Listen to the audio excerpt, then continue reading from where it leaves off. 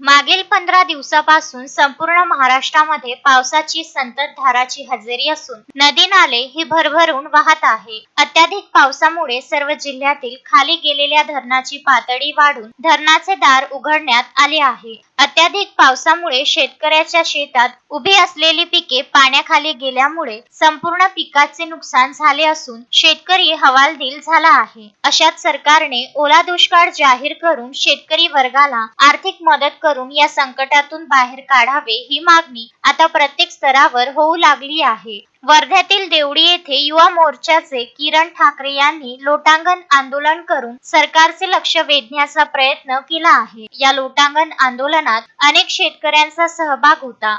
जवळपास 1.5 किलोमीटर लोटांगण घालून ओला दुष्काळ घोषित करण्याची मागणी केली आहे. गेल्या 20 दिवसापासून वर्ध्यात अतिवृष्टी होत असल्याने ओला दुष्काळ जाहीर करण्याची मागणी लोटांगण आंदोलन करून केली आहे.